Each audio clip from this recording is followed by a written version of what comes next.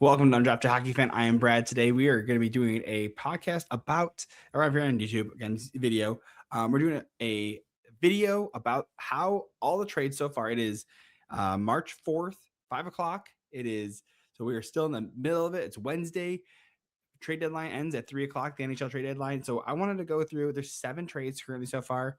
Actually, there's going to be an 8th as well. I just haven't reviewed it yet, so we'll get a live reaction. There's so far been 7 trades so far, going to be an 8th. And I wanted to review how these affect the Red Wings. Now, there's some that are smaller, some that are bigger. Some of the Red Wings were in on, some that were, not. And there's some that they're up and coming too that I think they should go after, or who I think they should, start targeting. So let's go through it. We'll just jump right into it. Again, I'll hit one of the small ones. I'm sharing my screen too. Again, if you're not on YouTube, if you're on YouTube, you can see it. If not, then no big deal. You can listen to it on podcast. So first one was the St. Louis Blues already making moves. They trade Julien Gauthier for Matt Luff of the New York Islanders. They swap players. Sorry, Matt Luff goes from the St. Louis Blues in exchange for Julien Gauthier, who was on the Islanders. So AHL move, really. And the only one of these two players are both 28. They both play right wing. It's not a huge deal. And so only Gauthier has not played any games this year in the NHL, and Matt Luff has played 5, so he's got 1 point. So not a huge deal, but it is something. Just want to bring it about just so you can see us in one, and we can kind of move on to the next one. So we have I thought like a good sized trade, and this is one that I thought was really creative and really good. Is that it was Brett Kulak was traded from the Pittsburgh Penguins in exchange for Samuel Girard and a 2nd round pick. So I thought Kyle Dubas did a phenomenal job of this one, and if he could re-sign Girard, I think that'd be. We'll re-sign him or flip him next year. Either way, I think it's gonna be a great pick for him. So mind you, Brett Kulak was got in a trade as well from the Pittsburgh Penguins had picked him up from the Skinner trade. So just to go through just a real quick jump over real quick. So Kulak and Skinner and a 2nd round pick were traded to the Pittsburgh Penguins. Edmonton Oilers picked up Samuel Girard, who was a former 1st round pick, and Jarry. Now, so far, Jarry has had a similar numbers to Skinner on the Oilers, and then Brett Kulak Skinner has been looking better on Jarry was doing good on the Penguins, and then he goes to the Oilers and is doing bad. Skinner was on the Oilers doing bad, and now he's doing good. It's just like the Penguins are doing so good. So Kyle Dubas absolutely took their lunch and everything. Plus, he got a 2nd round pick as well. I thought he just did a great job. Now he just flipped to Kulak. As you can see, flipped Kulak, gets a 27-year-old defenseman and another 2nd round pick. So he traded Jarry, and he got Skinner, who he can end up training, by the way. 2 2nd round picks and Girard for Jarry, basically, which is wild. Again, this is a great. Kyle Dubas he took some crap in Toronto, but I think he's, besides the Erik Karlsson deal, which again, Erik Karlsson is my favorite player outside the Red Wings. I think he's absolutely killing it for the Pittsburgh Penguins. Super happy for him. So again, he traded Brett Kulak, who is an expiring D, right? He's 32 years old, doesn't really fit the time window for the Pittsburgh Penguins. They get Samuel Girard, a 27-year-old defenseman. He's got 12 points in 40 games. And Girard's been in the rumors for a while for the Colorado. I think he's kind of lost position, wasn't really producing the same way. He does have an extra year left, so maybe that's why they have to throw a 2nd round pick in there, because they're taking on his $5 million cap hit. So maybe, but again, I think this is a great pickup. I think they're also retaining. No, not retaining. Never mind. No, they're going to be retaining on. They retained a little bit on Kulak. So either way, great pickup by Kyle Dubas. Going back to the AHL deal, didn't affect the Red Wings at all. This one does not affect the Red Wings either, right? Would you like to pick up Samuel Girard? Sure. And you always want good, he's right in the age for the Red Wings. But again, on the defense side, which way does he shoot? I think he shoots left. So yeah, you would have liked him, but again, you don't have it wasn't a target. You're not looking for a left-handed defenseman necessarily. You're looking more for a right-handed defenseman. But again, this is a good trade. You were not going to pick up Kulak. He's an expiring deal. You weren't going to pay a 2nd round pick plus a prospect or a roster player. It wouldn't have made sense for the Red Wings.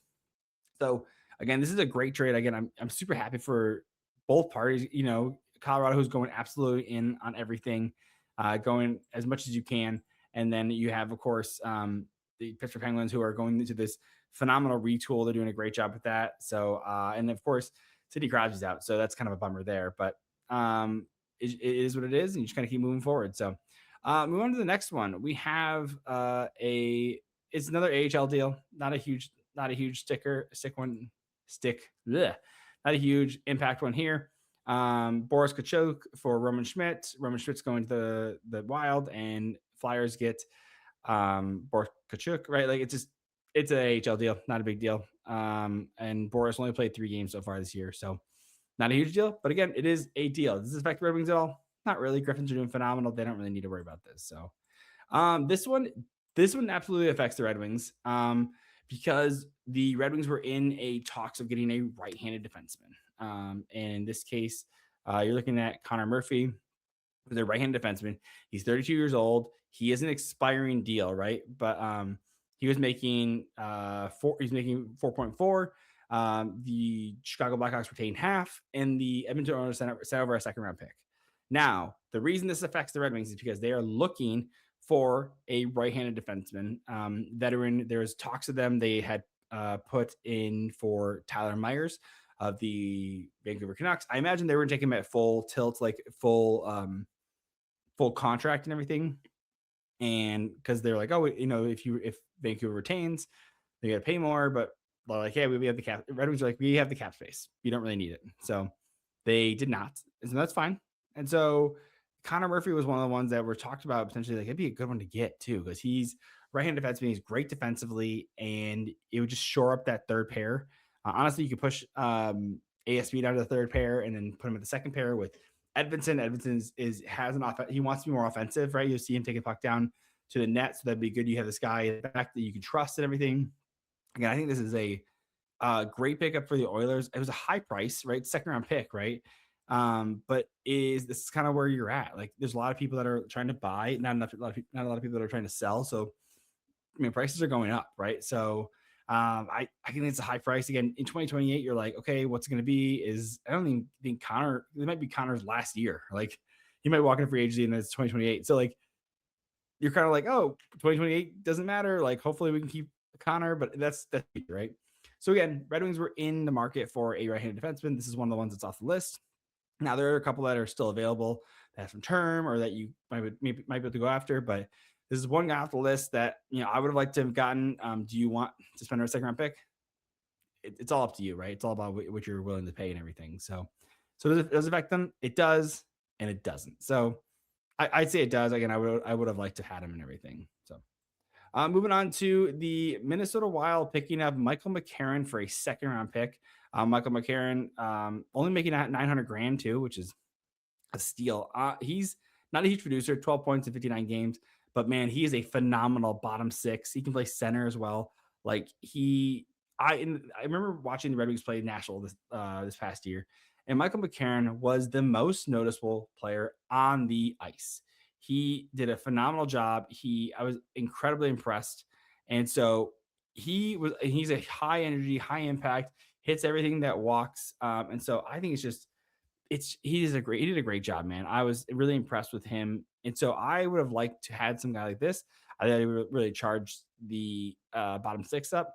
Would I have paid a 2nd-round pick? Not really. And that's the thing, is that like these 2nd-round picks are kind of going for everybody. I mean, if you're looking at the Western Conference, Edmonton sent a 2nd-round pick for the 2nd-round pick. You see Colorado sent a 2nd-round pick with Girard for Kulak. You're seeing McCarron get a 2nd-round pick. And mind you, like, that's all Western Conference, and Minnesota and Colorado are both in the Central Division. So and mind you, this is the crazy thing. Wild are 5th in the league in points. Like, they're top 5 team in the league, and they are 3rd in their division. It is crazy. It goes Colorado, Dallas, then them, and they're at this rate they're gonna be versing Dallas in the first round. It's like, dude, like, come on, like that's brutal. So that's why you're seeing Bill Guerin go after people like Quinn Hughes or going after Michael McCarron, right? I think that's a high price as well. There's talks of them going for Vinny Trocheck. Like, they're looking for more centers and everything. He could play center again, fourth line, but is that something you want there? I think you'd rather have like a Hartman down there. I think Hartman can play 3rd line center, but right now he's playing 2nd line center. So this is one that it doesn't affect the Red Wings. Again, would I like to have him? Yes. For a second round pick? No, because a Red Wings second round pick is a higher value than a Minnesota Wild, who hopefully get past the first round. But again, at the first in Dallas, what do you do? So, anywho, that is the Michael McCarron right there. Let's jump over to this one that also happened last night. This is the Vegas Golden Knights, always making moves. I mean, are we surprised? They're always making moves. So you have Vegas Golden Knights picking up Cole Smith, who has 10 points in 41 games, for a third round pick, and Christoffer Sedoff. Christoffer Sedoff, he's an AHL, ECHL guy. Really, it's more of a contract going back. Not a huge deal. Maybe it's a money thing, but it's not really a big deal there. Then you get a third round pick in 2028. Everyone's sending their 2028, which is wild. And so you with the 2028, you're like, okay, like you move off a guy like Cole Smith. This is the second player the Nashville is moving off of, right? You have McCarron and you have Cole Smith. You get back a second and third round pick. That's good, right? Because I think Nashville needs to go through some sort of retool or rebuild. They're fighting for a playoff slot right now, but I think that they're a easy first round out type of team. But you sign like Saros that 8-year contract. You have Yossi's getting up there in age. Forsberg's getting up there in age. He's 29, 30 years old, right? So I'm going to pick a direction. I think still out these UFAs is a smart thing, right? Like go for a quick retool. Hopefully you do something that's similar that the Pittsburgh Penguins are doing. But I think there's just too many pieces that you need more pieces. They got some young pieces. They got like Miles Wood and everything. There's a couple of good pieces that they have. And they who they get? They picked up another player, and I'm going to look this up real quick. The Nashville Predators picked up a guy in the draft this past year. I think it was Brandon. I can't think of his name. He was a rock star. Brady Martin, that's who it was. Brady Martin. He was a huge pickup there. Again, he was one of the more exciting prospects. I think he got him 5th overall. Yeah, 5th overall this past year. Currently, he looks like he's out on injury. He did play 3 games in the regular season. He got a point in one of 3 games. It's just an assist, but it looks like he's injured but with the Sioux Greyhounds, he had 19 points, 15 games. So it was like putting up a point and a quarter, or 5 points every 4 games. So not terrible. He also had 20 penalty minutes in 15 games. So, I mean, good on him. He's a grinder and everything, but you see Nashville starting to pick a direction, man. They're just starting to pick some sort of direction, which is, again, I think they need to pick some sort of direction. You have to find a way of what's going to work for you and what's going to be the best option for your team and how you're going to do it moving forward. So anyways, we're going to go over a couple more. It looks like it has not been finalized yet, but we will talk about it in a second. And so again, here's the Vegas trade. Again, how does it affect the Red Wings? It doesn't. It really doesn't. Cole Smith, like, he's a player. He's a guy. Bottom 6 energy guy. Cool. It's not going to really affect the Red Wings in this case. So moving on to the one that affects the Red Wings the most, I'd say I would say the most. I would just say it's absolutely the most in this case, because it's the one that Red Wings were in on. Red Wings were in on Tyler Myers. They were like, hey, $3 million, cap it. We'll take the full thing. We'll give you a second round pick. And the thing is Tyler Myers, and this is where you have to have a little bit more. You have to recognize like these people are people as well, right? So he has a family. He's got a young family. I think he's got one of his kids has autism, or they're struggling with some sort of disease or disorder. And Tyler Myers has a young family, and they're in Vancouver. He's like, I want to move them, like, and if I do, like, I want to move to a place that's a little closer to home, and maybe it's a little more like. And mind you, if you move Tyler Myers, like he has a no trade clause, so he gets to choose if he wants to go or not. He is from Houston, Texas, so like he's like, hey, maybe another team will maybe get somewhere a little closer to home. Detroit's not exactly close to home, right? And so he wanted to get a little closer, go to Dallas. That's great. And the big thing is he has this year and he has next year left. So when you're looking at a player like him, he wants to pick a place that his family's happy with, happy to go closer to family. And it's, he's in the same state, at least. It's a couple hours away, right? And he's going to be there not only this year, but next year as well. So he had to consider that. He said he might be able to, he said he might waive for Detroit, but I want to see what the other options are. And he waited for his options, and the option was Dallas. And so Dallas decided to take him. Now, mind you, I imagine Detroit was not going to retain, right? They didn't need or Vancouver was not going to retain for Detroit because they didn't need him to. So they're like, hey, we'll give you a second round pick. So now because they retain half of his salary, so they retain 1.5 for this year and next year. Dallas threw a second round pick plus a fourth round just to, hey, here, hold on to this money. And Vancouver's not going to need it. They're going through a full rebuild, so they don't need it. Again, they don't need Tyler Myers either. So again, this one absolutely affects Red Wings. Would I have liked Tyler Myers? Yeah, I'd like him. I'd trade a fourth, fifth. I trade a fourth, 2 fourths. I might even trade a third. Second round pick plus a fourth round pick. That's tight. I mean, even if it was just a second round pick, it was talked about. Like, I would like, and I even tweeted about this. I was like, I'd like Eisman to make a move, but I don't need Tyler Myers. Like, I mean, I would rather have Connor Murphy for a second round pick. I know it would be a rental, but like, I think he'd be a bigger impact for the time being. And if you liked him, you can re-sign him. But again, I don't know if Tyler Myers is that big of a improvement on JBD or Travis Hamonic. I'd say JBD. I like JBD. He's younger. You with Tyler Myers, you know who he is. He's just big. He's 6'8", right? With JBD, you're like, he's young. He has a little bit of offensive talent. Like, he might be something. He might be a magic beans, right? But at least he's something. You don't really know, but he could be something. So this is one that absolutely affects Red Wings. Now they're going to try and go out and find someone else, I imagine. And with that, like, you consider like, okay, hey, like who would they go after? Who are some players that they would want to go after? So if you're looking at, so if let's say we can go check out some of these. So some of the right-handed defensemen is one that I'm looking at. So when you're looking at like right-handed defensemen, what I would say is, I'm gonna go to filters on Puckpedia. So you want like older right-handed defensemen. If you just go, hey, we'll go player details. I'm gonna go. So I'll let me show you. We'll show you on this real quick. If you're listening to the podcast, you can see on YouTube. If not, no big deal. We're gonna go a right-handed defenseman, right? Correct. So, and so we're gonna go with probably a little older, right? You want an established guy, so go 28. I mean, I think they looked at like Dougie Hamilton's one, right? That they talked about, right? That has been talked about. But he has a full no movement clause, no trade clause, so he would have to like waive, I imagine, for that. Colton Parayko, by the way, he's being traded. So just let you know. So he is being traded. So that is a concern. That is a concern right there. He's being traded to Buffalo. Justin Falk's one as well, a right-handed defenseman. Mackenzie Weegar was another one. Like a Rasmus Ristolainen. So a lot of these are being considered. I don't know if I love all of them, but it is good to know. So it is good to know. So these are a couple of them. Let's take a quick break. We're going to go do an ad read real quick, and then we will be right back right after this. DraftKings Sportsbook, an official sports betting partner of the NHL, is built for the fastest game on ice. With player props and live betting, every shift, every shot, every save gives you an option to get in the game with DraftKings Sportsbook. Now, listen, you can go online, you can go to any NHL game and you can bet on them. You can go to Red Wings, maybe they win the Stanley Cup.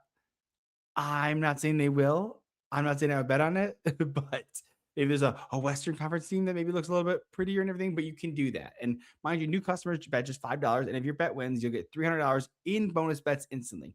Download the DraftKings Sportsbook app and use the code THPN. That's code THPN to turn $5 into $300 in bonus bets if your bet wins. In partnership with DraftKings, the crown is yours. Gambling problem? Call 1-800-GAMBLER in New York. Call 877-8-HOPE-NY or text HOPE-NY in Connecticut. Call 888-789-7777 or visit ccpg.org. On behalf of Blue Hill Casino in Kansas, wager pass-through may apply in Illinois. 21 plus in most states. Void in Ontario. Restrictions apply. Bet must win to receive bonus bets, which expire in 7 days. Minimum odds required. For additional terms and responsible gaming resources, see dkng.co/audio. Minimum time, limited time offer.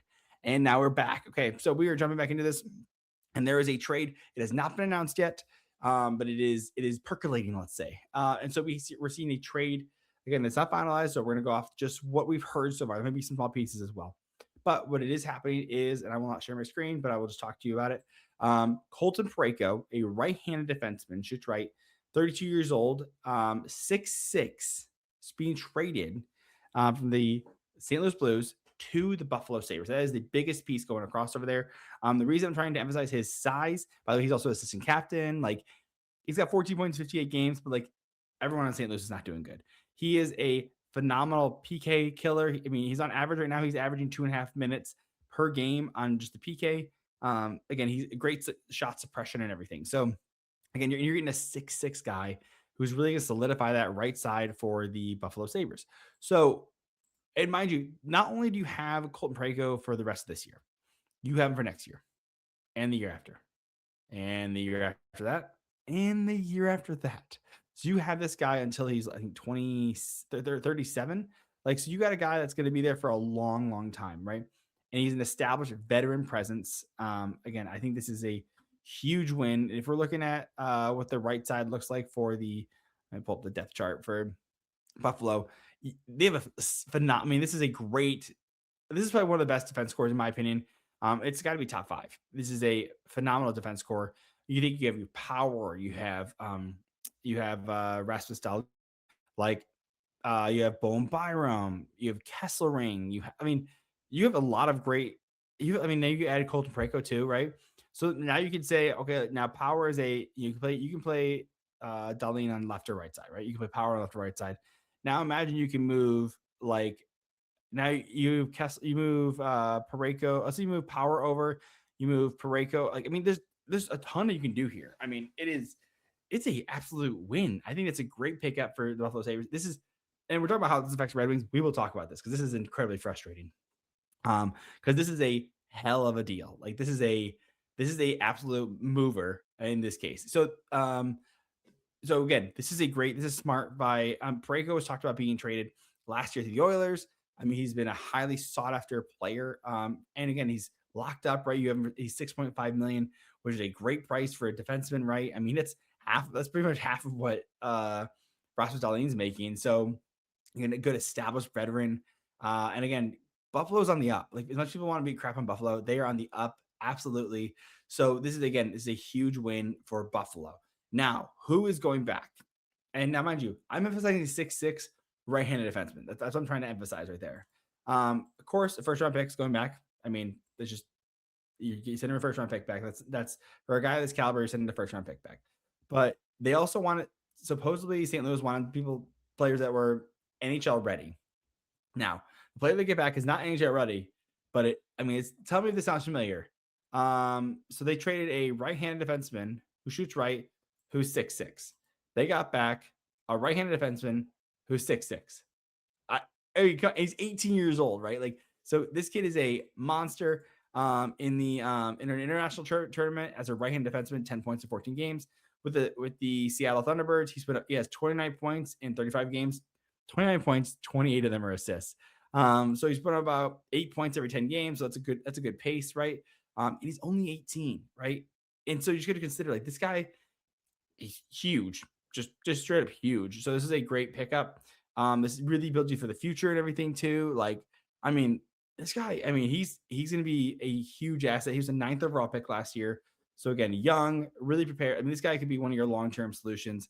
Absolutely replaces exactly what you need for the future. And I think this is I love that St. Louis is doing this. I think St. Louis should sell the farm. I think they have a ton of good young players that are coming up. I think you trade Bennington. I think you trade Kyrou. I think you trade Thomas. I like Kyrou better than Thomas personally, just personally. I like his offensive a little better. But if you're gonna move both of them, just do it, right? Like, rip the Band-Aid. They have, like, I think they have a ton of good prospects. I think who they have. There's one year they drafted like 3 first rounds in the same draft. And I was like, goodness gracious, what are you guys doing? And again, I absolutely love it. I think that's like the way you should do it. Just like go balls deep into and just start getting a bunch of players. So I'm looking it up right now. No, it's not showing it, of course. I'm on the wrong page, I guess. But again, looking at their prospect and Adam Juracek, Theo Lindsten. Those are a couple of good ones right there. Where is it? Justin Carbonneau, QMJHL player, Otto Stenberg. I mean, this is where's the one that I'm missing that I know that they just had. They brought him up. That's why. Where are you at? I know it's. Oh yeah, Jimmy Stugger. That's who it was. Jimmy Stugger, of course. Like, again, Dalbert Dvorsky as well. What are we doing here, guys? This is great. This is awesome. It's a bummer to lose such leadership, but again, I think it's a great pickup for Buffalo. And this is where the disappointing part, like I talked about. How is this going to affect the Red Wings? This affects the Red Wings because the Red Wings are in the 3rd divisional spot, and they are holding on by a thread. If you look at the Atlantic is so stacked when it comes to this. I think they still make it, but it is close. I mean, I think 5 teams are coming out of this. It is super close. You have Tampa Bay with 80 points. Buffalo has 78. Red Wings have 76. And Red Wings have the same number of games played as Buffalo, and Buffalo's 2 points ahead. I think Tampa Bay's going to not run away with the division, but everyone has a shot, I'd say. It's still winning the division. But Tampa Bay's looking like a monster. And of course, they're going to start making moves too. Of all the teams that are Detroit is the only, by the way. Let's go with the standing points. Montreal has a game in hand, and they're at 75 points. If they win their next game, they're ahead of the Red Wings, which bumps the Red Wings down to the first wildcard spot. And then Boston has 1 game in hand. They're 73 points. So if they win their game, they're only 1 point behind Red Wings. So you have there's not much of a difference right now in the standings when it comes to the Atlantic Division. It's so cool to see all this movement and everything. It sounds like Florida Panthers are officially deciding to sell. Toronto Maple Leafs looks like they're officially deciding to sell. Ottawa Senators, we're talking about making a move, but I think they're too far behind. They're 67 points. It's like 6 points behind Boston, so they're in contention, but it'd be tough. I mean, Ottawa would have to beat out Washington and Columbus and either Montreal or Boston, and it'd be difficult. So Red Wings are barely clinching onto a divisional spot. At one point, they were sitting second for quite a long time, but again, now they're sitting in this third spot, and I'm nervous, man. It is a little bit nerve-wracking. So, but it is, again, it's exciting. This is all it's good, it's exciting. This affects Red Wings because Red Wings wanted to bring a guy in. They wanted to bring someone in on the right side, and I don't think it's going to happen now. Again, never. Is it not going to happen?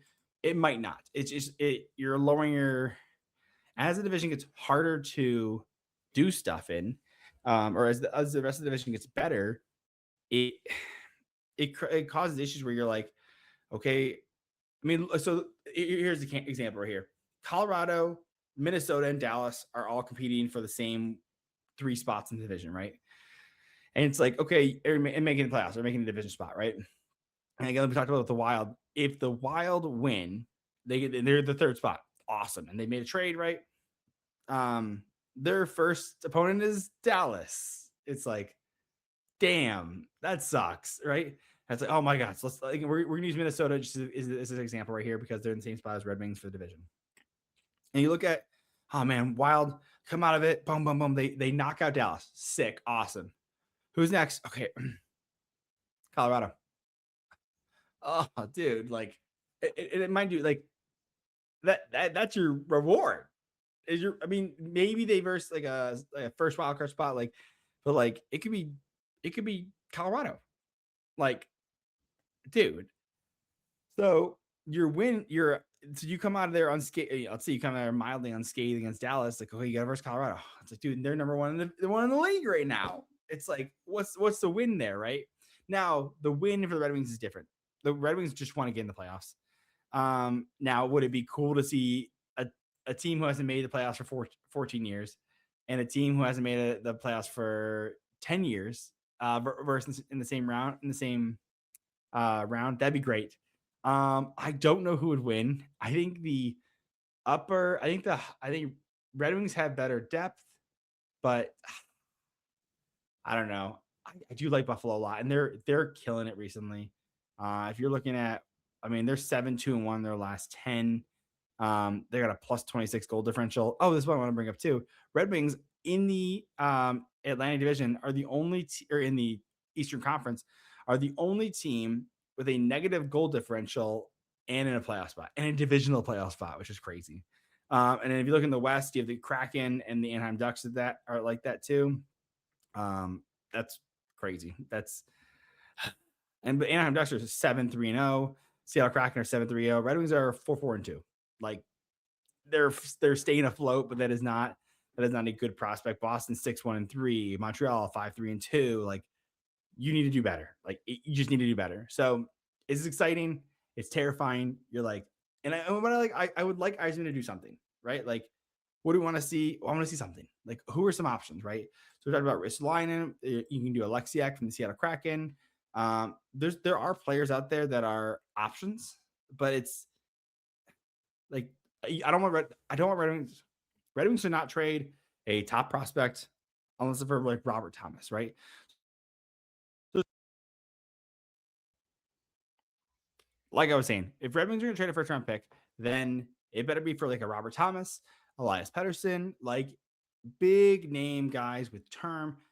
If you're, I would not trade. I don't want to trade a second round pick, but like anyone expiring, I don't want to. I trade a third, whatever, any third, fourth, fifth, sixth, seventh, trade them. I'm okay with that.